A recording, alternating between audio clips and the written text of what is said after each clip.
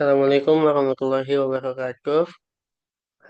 Perkenalkan nama saya Adin Lutfi Lirsadi dengan NIM 60200 122 100. Nah, di sini saya akan menjelaskan networking and communication.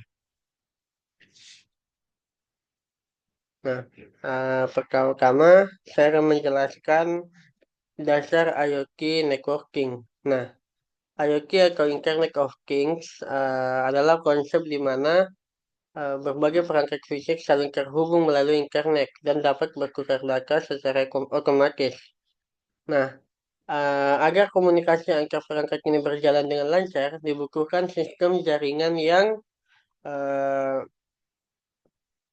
scalable, hemat daya, dan terdiri dari tiga layer utama, yaitu perception layer, network layer, dan application layer. Nah, di scalable atau dapat diskalakan, itu jumlah perangkat IoT bisa mencapai jutaan. Oleh karena itu, jaringan harus mampu menangani banyak koneksi tanpa penurunan kinerja. Nah, kemudian hemat daya. Banyak perangkat IoT berjalan dengan baterai dan ditempatkan di lokasi terpencil. Jadi konsumsi dayanya itu sangat rendah.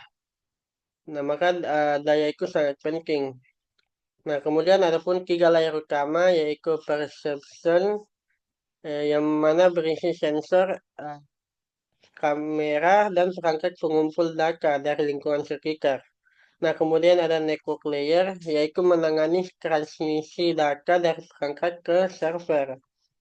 Dapat menggunakan berbagai teknologi seperti Wi-Fi eh, atau LoRa.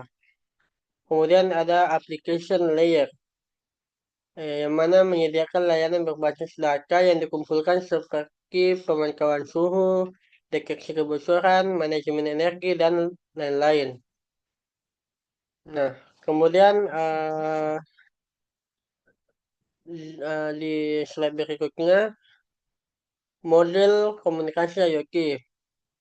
Yang pertama ada device to device, device to gateway, device to cloud, dan backend sharing. Nah, device to device itu perangkat saling bertukar data secara langsung tanpa perantara. Contohnya, komunikasi antar sensor dan aktuator dalam sistem smart home. Nah, kemudian di device to gateway, perangkat IoT mengirim data ke gateway, seperti Raspberry yang memproses dan meneruskan ke cloud. Nah, kemudian device to cloud, itu perangkat terhubung langsung ke layanan cloud untuk menyimpan dan memproses data. Ini cocok untuk aplikasi real time berbasis internet. Nah, kemudian ada back-end sharing, yaitu data dari satu sistem IoT dibagikan ke sistem atau aplikasi lain. Ini dapat berguna dalam kolaborasi lintas platform dan analitik besar. Nah, kemudian teknologi komunikasi IoT. Teknologi komunikasi dalam IoT dibagi menjadi dua, yaitu wired atau berkabel dan wireless, kabel. Nah, wired itu Ethernet dan Powerline Communication. Powerline Communication ini menggunakan kabel listrik yang ada untuk mengirimkan data. Kemudian kalau wireless, itu seperti WiFi, Bluetooth, Zigbee, LoRaWAN, dan NB IoT. Nah, WiFi ini sudah tidak asing.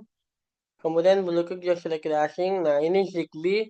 Dia itu low power dan mesh network. Banyak digunakan di rumah pintar. Kemudian di LoRaWAN itu jangkauannya sangat jauh dan hemat energi. Cocok untuk pertanian dan kota pintar. Nah, kemudian NB IoT ini berbasis jaringan seluler. Cocok untuk sensor jarak jauh dengan daya baterai yang kecil. Nah, kemudian ada protokol komunikasi IoT. Protokol ini mengatur bagaimana data dikirim dan diterima antar perangkat IoT.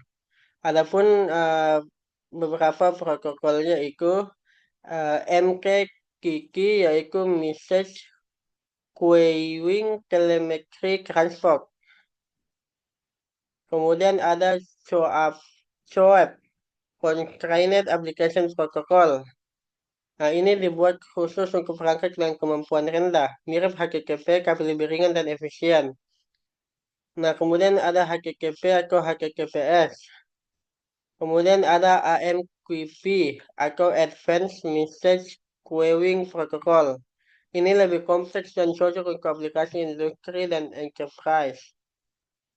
Nah, kemudian tantangan IoT. Tantangan IoT yang pertama ada interoperabilitas. Yang kedua ada konsumsi daya dan bandwidth. Yang ketiga ada keamanan dan privasi data. Dan yang keempat itu desain efisien dan fleksibel. Nah, di interoperabilitas itu banyak produsen dengan standar berbeda, menyulitkan perangkat untuk saling terhubung. Nah, maka dibutuhkan protokol dan platform yang terbuka. Kemudian keterbatasan daya dan bandwidth, itu banyak perangkat bergantung pada baterai. Jaringan harus hemat energi dan efisien dalam penggunaan data.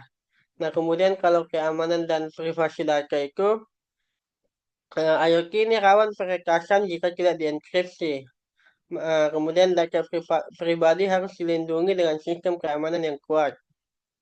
Nah, kemudian desain efisiensi dan fleksibel itu juga perangkat perlu dikonfigurasi, dipantau dan diperbarui. Maka desainnya itu harus mempertimbangkan efisiensi, keamanan, dan fleksibilitas untuk mendukung ekosistem perangkat yang terus berkembang. Baik, sekian dari saya. Lebih kurangnya mohon maaf. Wabillahi taufiq wal hidayah. Assalamualaikum warahmatullahi wabarakatuh.